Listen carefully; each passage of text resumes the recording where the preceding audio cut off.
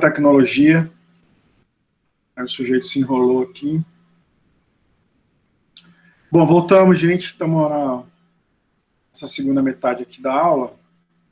E a gente estava falando, terminamos agora, antes do intervalo, um rápido intervalo, falando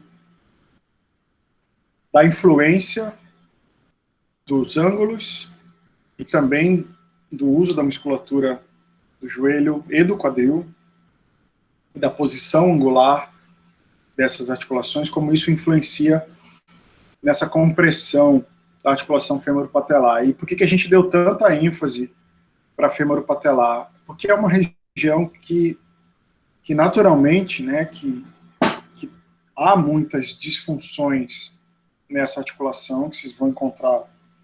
A síndrome da dor patelofemoral é uma famosa dessa articulação, a gente encontra bastante. E para lembrar que essas variações... Só um minutinho para eu acender a luz, um minuto.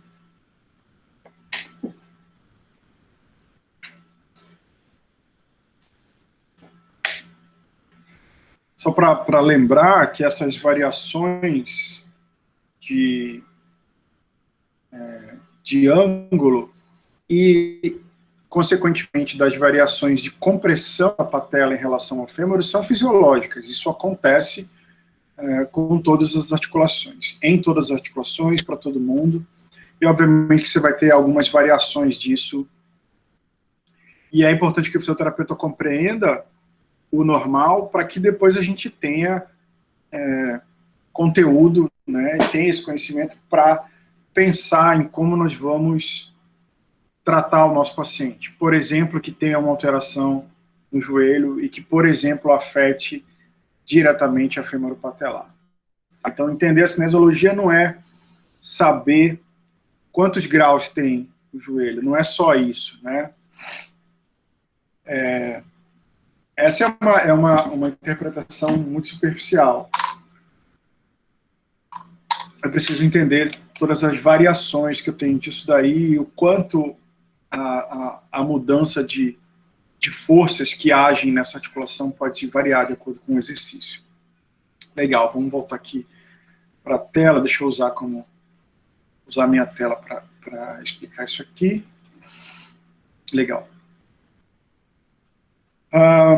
Falamos agora há pouco sobre o ângulo do quadril e do joelho, e agora especificamente sobre o ângulo desses componentes quadríceps, patela e ligamento patelar. Quando você traça uma linha do quadríceps chegando até a patela, e depois você traça uma linha do ligamento patelar até o polo inferior da patela, você não tem uma linha reta, né? Você tem a formação de um ângulo aqui. Esse ângulo ganhou o nome de ângulo Q, por conta do quadríceps, é o ângulo quadricipital, que se a gente olhar aqui com bastante cuidado, eu tenho um ângulo que é formado exatamente por esse eixo da coxa e depois o eixo da perna, e o centro disso aqui é exatamente a patela. Então, eu tenho um joelho que a gente já explicou fisiologicamente valgo, e olha que interessante, se vocês transportarem aquele conhecimento que a gente discutiu agora há pouco, para cá, eu tenho uma força que é o tendão quadríceps puxando para cima, eu tenho o ligamento patelar puxando para baixo, só que agora, diferente do plano que eu mostrei, que era o plano coronal, que levava a patela de encontro ao fêmur, agora eu estou falando do eixo sagital. Além de puxar, né, para cima, para baixo, e a patela ir de encontro ao fêmur, para que direção vocês acham que a patela tende a ir nesse plano? Para medial ou para lateral? Se eu tenho uma força para inferior e uma força para superior nesses ângulos que eu estou desenhando aqui. Essa patela vai para medial ou vai para lateral?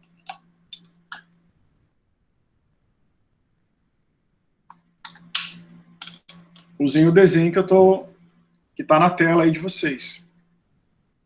E aí? Lateral? Para lateral. A força resultante, né, aquele exemplo que eu dei, tem alguém me puxando para cá e para lá. A força resultante de duas forças, uma nesse ângulo, outra nesse ângulo, é para cá, ó. Né? Você não vai ter ela nunca indo para medial, a patela. As forças estão anguladas para o lado. Se fossem forças puxando a patela aqui e aqui, que não é o caso, vamos deixar bem claro, a patela viria para medial, mas não é o caso. Deixa eu apagar até, senão vão até confundir aqui. Tá? Eu tenho uma força tracionando a patela superiormente aqui, e tenho uma força tracionando, segurando a patela inferiormente aqui. Eu tenho, então, fisiologicamente, repito, fisiologicamente, isso é natural. Por que é natural? Porque eu tenho um ângulo no joelho, que é o ângulo Q, formado por essa linha do eixo do fêmur, mais a linha do eixo da tíbia, que sim, traçando o ângulo lá no centro da patela, que quando eu tenho contração quadricipital, naturalmente eu tenho uma força resultante que lateraliza a patela. Naturalmente. Isso é fisiológico, isso vai acontecer. E aí eu tenho outras forças, como o retináculo medial na patela, que equilibram isso e fazem com que ela vá discretamente para a lateral, mas que ela suba muito mais. Por algum motivo, por alguns motivos, ou alteração anatômica, ou fraqueza do retináculo, ou por excesso de encurtamento do retináculo lateral, né, ou por excesso de rotação lateral do fêmur, a patela, quando contrai o quadríceps, tende a ir excessivamente para a lateral. Aí eu estou falando de duas coisas importantes aqui. Primeiro, que é fisiológico, esperado que eu tenha forças que lateralizam a patela, ok, isso tem no joelho saudável. Ocasionalmente, eventualmente, em algumas alterações da cinemática do joelho, eu tenho condições que aumentam essa lateralização. Aí a patela, quando o quadríceps contrai, em vez de só subir, ela sobe e vai excessivamente a trazer problema para o indivíduo. Síndrome patelofemoral é um exemplo deles. Então, de novo, agachar é um problema? Não. Mas eu sei, pelos dados que a gente já tem, que isso vai causar um aumento de compressão entre a patela e o fêmur. Há uma força que lateraliza a patela? Sim, natural, esperada, mas no indivíduo saudável isso é equilibrado. E, eventualmente, em condições de disfunção, há um excesso de lateralização da patela. Tá bom? Como é que a gente mede o ângulo Q? Você faz uma linha passando pelo eixo femoral até o centro da patela e depois do centro da patela seguindo o eixo tibial. Vocês percebem aqui, ó, que o ângulo Q, ele é fisiologicamente valgo. A minha linha vermelha está horrível, não é uma reta, mas todo mundo percebe que o fêmur chega para medial e quando chega no joelho há uma correção disso e muda para lateral. Então eu tenho, esse é o ângulo Q que a gente comentou. O alinhamento Professor? Oi, pode falar? Oi, não tenho uma dúvida com relação a essa força lateral que é feita sobre a patela. Alguns slides anteriormente que mostrava o ponto de tensão em cima da patela de acordo com o ângulo do joelho, mostrava uma tensão lateral na patela com ângulo de 135 graus, que estava escrito lá. Sim, eu queria... lá no mapa. Como é esse ângulo de 135 graus? Deixa eu te mostrar aqui. Aqui, ó. Aí. Isso. Quando você tem flexão e extensão da patela, né, que é o mapa que mostra aqui em cima, você tem essas regiões mais afetadas, ou não é mais afetadas, em que há maior compressão, a maior estresse entre as articulações. Tá? Eu estou considerando, então, A, tá? Flexão, e A1, extensão. Então, quando eu tenho muita flexão, ou máxima flexão, ou reformulando, quanto maior flexão, mais deslocado para lateral essa força compressiva. Tá? Quanto mais extensão, que é o A1, mais deslocado para medial estará essa força na superfície retropatelar. Tudo bem? Lembrando, Lucas, que isso não acontece separado. Ao mesmo tempo que está tendo carga caindo para medial, as outras regiões estão tendo carga também. Tá?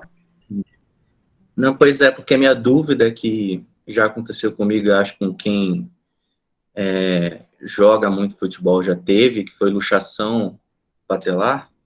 A lateral. Que aconteceu, que ela não aconteceu quando estava no máximo de flexão do joelho, sabe? Não é no máximo, porque no máximo de flexão do joelho, vamos voltar para aquele... Eu acho que essa imagem aqui vai te ajudar. Ó. Aqui, ó. Quando eu estou em muita flexão do joelho, lá no fundo do sulco, todo mundo lembra que isso aqui é o sulco femoral. Lá embaixo, no fundo do sulco femoral, ele é mais largo e mais profundo. Então, a patela se encaixa melhor nele. Certo? Quando eu estou em extensão, ou tenho mais extensão do joelho, ela está mais aqui, ó, mais para cima. Aqui em cima, o sulco, ele é mais estreito e raso. Então, olha só, a chance de a patela ser luxada não é com máxima flexão, porque em máxima flexão ela está bem encaixada naquele trilho profundo do sulco femoral. Por outro lado, quando eu tiver com um pouquinho só de flexão, a máxima extensão, contração, eu tenho um áudio aberto vibrando alguma coisa aí, gente. Bastante, que eu acho que é o do Lucas. Eu não sei. Aí, beleza. Por outro lado, Lucas, se eu tiver em discreta flexão, portanto a patela está mais ou menos aqui, ó, em discreta flexão, ela não está afundada lá no sulco, a chance de um trauma que venha atingir medialmente a patela e faz ela escorregar por cima do sulco, lembrando que na parte lateral o sulco é mais raso, aí um trauma que venha dessa direção aqui, num ângulo de pequena flexão, 10, 15 graus, pumba, a patela sai. E aí, o que você faz para voltar para o lugar? Você estende o joelho, ela tende a voltar para o sulco. Então, exatamente. Raramente, a não ser que seja um trauma muito violento, mas aí vai ter fratura, enfim. Raramente ela vai sair em máxima flexão, porque em máxima flexão ela está bem encaixada dentro do sulco. Entendi.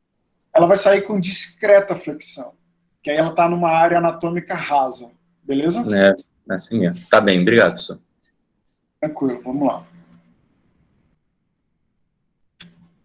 Aí, aqui uma visão transversal, né, do que eu estava falando agora, para o Lucas, o alinhamento da patela correto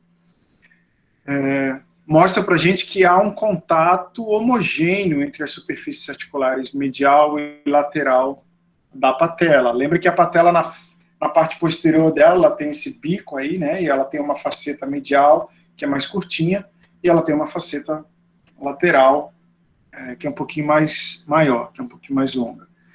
Só que esses desvios que eu acabei de falar, esses eventuais desvios que eu comentei, excessivamente para a lateral, fazem com que ela passe a deslizar o que antes era tranquilo, né? Sobe e desce, passem a deslizar um pouquinho fora do trilho, né? Ou muito fora do trilho, como é o caso da imagem aqui.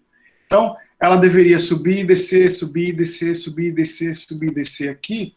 Ela passa a subir e descer, comprimindo, aumentando a compressão na parede lateral do sulco femoral. Esse excesso de lateralização, e eu continuar utilizando o joelho, faz com que eu possa aumentar o risco de lesão cartilaginosa, por exemplo. Lembra que tem cartilagem no sulco e na patela.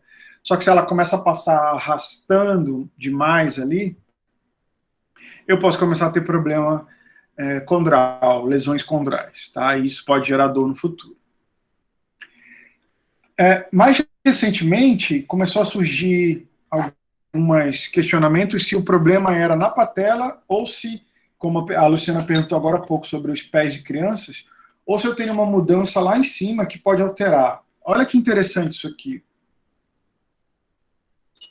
A gente fala mais disso na aula da pós-graduação, mas acho muito legal trazer logo.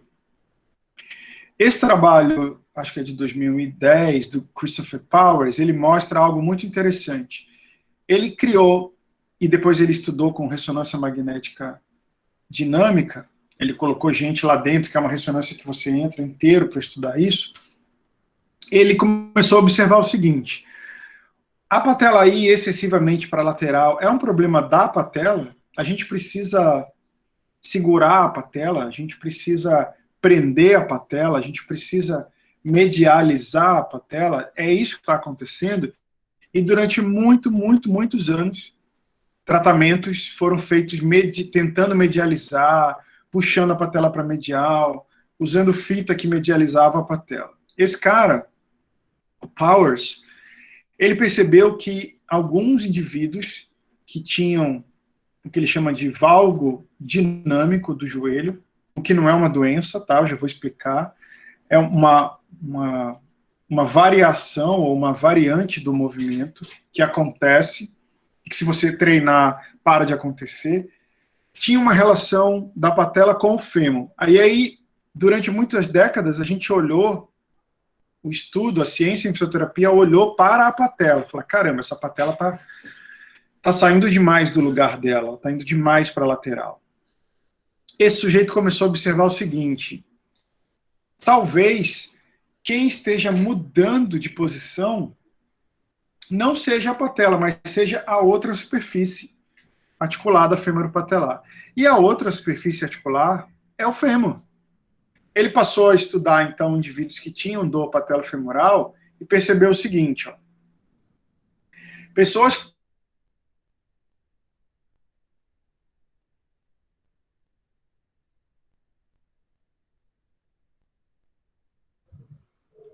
Travou, né, gente? Travou. Foi o professor que travou dessa vez.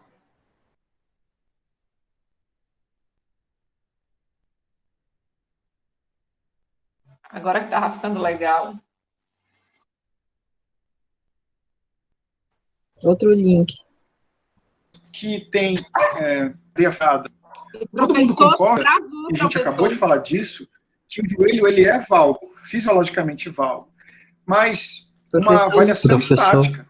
Quando a gente olha para a pessoa fazendo uma função motora, Professor, exercitando-se, por exemplo, dinamicamente, ele observou que as pessoas faziam um valgo em excesso. Professor, você está ouvindo? Bom, se esse valgo está em excesso, eu tenho o fêmur Acho que ele não tá ouvindo, entrando excessivamente, parizando excessivamente. Só um momento que eu vou sinalizar para ele aqui. Excessivamente. E por que então que a culpa é da patela? Ele começou a estudar isso então, e aí quando saiu publicado esse trabalho, ele começou a ver algo super interessante. E professor? O senhor está ouvindo agora? Caiu? Gente, vocês estavam me ouvindo? O professor tinha travado, professor, aí depois o senhor ficou falando. Estão me ouvindo ainda? E aí, agora sim, mas o senhor vai ter que voltar, o senhor vai ter que voltar. Alô? Só ficou 1 minuto travado. Acho que tá tudo atrasado Todo ainda. mundo está ouvindo ou não está? Não está ouvindo a gente. Professor, só tá me ouvindo? 1, 2. Marcos. Eu não estou ouvindo ninguém. Câmbio, Ó, professor. Tá tudo bem? atrasado aí. Eu Parou falei que tá pra ele. atrasado. Espera aí só um minutinho.